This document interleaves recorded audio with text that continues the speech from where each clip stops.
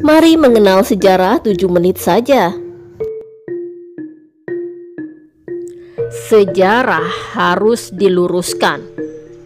Banyak sejarah buatan Belanda yang menyesatkan.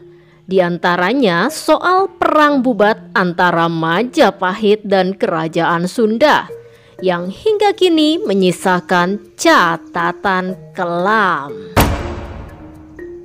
Dampak perang bubat inilah yang kemudian melahirkan mitos tidak baik orang Jawa menikah dengan orang Sunda dan sebaliknya, karena pernikahan itu membuat mereka akan hidup sengsara, miskin, selalu bernasib sial, dan tidak bahagia.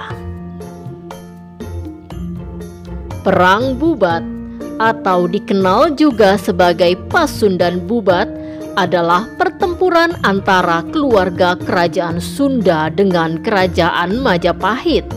Pertempuran ini terjadi di alun-alun Bubat di bagian utara Trowulan pada tahun 1357 Masehi. Peristiwa perang bubat disebutkan dalam cerita Parahyangan, Serat Pararaton, Kidung Sunda, dan Kidung Sundayana.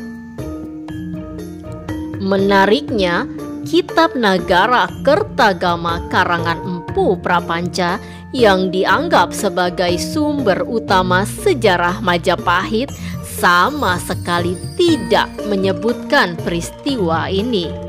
Hal ini menyebabkan sebagian sejarawan berpendapat bahwa perang bubat tidak pernah terjadi. Raja Keraton Yogyakarta sekaligus Gubernur Daerah Istimewa Yogyakarta, Sri Sultan Hamengkubuwono X menyampaikan, Kidung Sunda dan Kidung Sundayana diperkirakan ditulis pada abad ke-16, yang di dalamnya menceritakan peristiwa perang di Bubat pada abad ke-14. Jarak penulisan dengan peristiwa terpaut 200 tahun.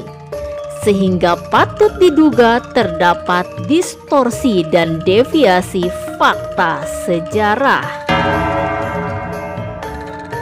Selain itu, ternyata juga ditemukan fakta baru bahwa kedua kidung tersebut mulai dikenal publik melalui disertasi Profesor Dr. C.C. Burke yang ditulis di tahun 1927 hingga 1928. Namun dalam disertasinya tersebut, Burke tidak menjelaskan dari mana sumber naskah asli Kidung Sunda dan Kidung Sundayana.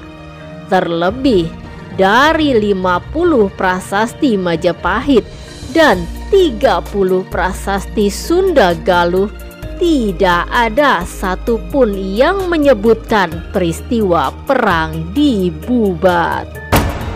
Sehingga patut diduga disertasi Profesor Dr. C.C. Burke yang memuat Kidung Sunda dan Kidung Sundayana tersebut memiliki motif memecah belah dua suku etnis terbesar bangsa Indonesia, yaitu suku Sunda dan Jawa.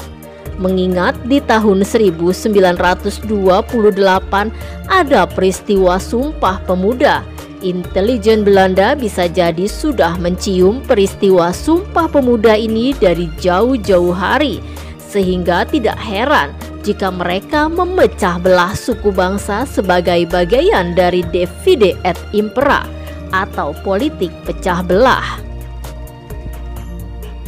Perang Bubat diawali dari rencana perkawinan politik antara Raja Hayam Wuruk dengan Dyah Pitaloka Citaresmi putri Raja Sunda Prabu Linggabuana. Hayam Wuruk kemudian mengirimkan surat kehormatan kepada Linggabuana untuk melamar putrinya dan menyatakan pernikahan akan dilangsungkan di Majapahit. Meski Linggabuana sebenarnya keberatan dengan lokasi pernikahannya, ia tetap berangkat bersama rombongan ke Majapahit. Rombongan Linggabuana diterima dan ditempatkan di pesanggerahan Bubat. Gajah Mada yang berambisi menguasai kerajaan Pajajaran atau Sunda demi memenuhi Sumpah Palapa menganggap kedatangan rombongan Sunda sebagai bentuk penyerahan diri. Gajah Mada mendesak Hayam Wuruk untuk menerima dia Pitaloka Citaresmi bukan sebagai pengantin, tetapi sebagai upeti. Hal inilah yang memicu perselisihan antara pihak Sunda dengan Gajah Mada. Sebelum Hayam Wuruk memberikan keputusannya, Gajah Mada telah mengerahkan pasukannya ke pesanggerahan Bubat dan memaksa Lingguana mengakui superioritas Majapahit. Pihak Sunda yang tidak terima dan merasa dihina akhirnya memutuskan untuk melawan, meski jumlah tentara yang dibawa hanya sedikit.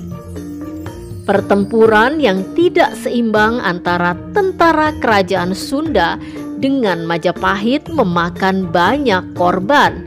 Bahkan seluruh rombongan Linggabuana dikabarkan tewas, menyisakan Dyah Pitaloka Citaresmi. Dyah Pitaloka Citaresmi kemudian memilih untuk mengakhiri hidupnya sendiri dengan menancapkan tusuk konde ke jantungnya. Begini ini kan menyesatkan, padahal perang itu tidak ada. Sejarah seperti ini tidak ada. Saya melacak sampai Leiden Belanda, juga tidak ada dokumennya. Juga kalau kita studi ke lapangan untuk melacak perang itu kapan, di mana, dan adakah bekas-bekasnya, semuanya tidak ditemukan. Kata almarhum Kiai Haji Agus Sunyoto MPD semasa hidupnya, beliau adalah seorang penulis, sejarawan, dan salah satu tokoh Nahdlatul Ulama. Wallahu alam bishawab.